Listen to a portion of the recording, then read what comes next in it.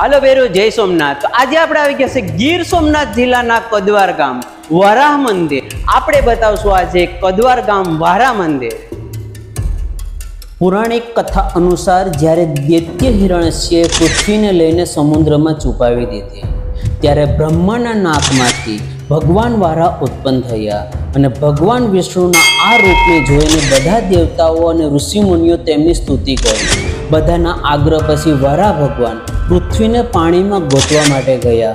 પોતાની સૂંઢના સહારે પૃથ્વીનો પતો લગાવી લીધો, પોતાના દાંત ઉપર પૃથ્વીને બહાર લાવ્યા।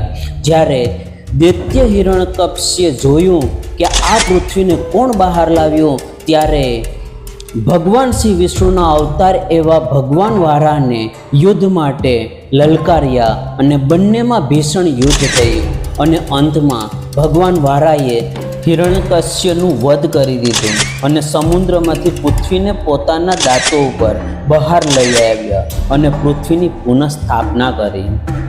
તો આ હતા વિષ્ણુ ભગવાનના અવતાર એવા વારાહ ભગવાન।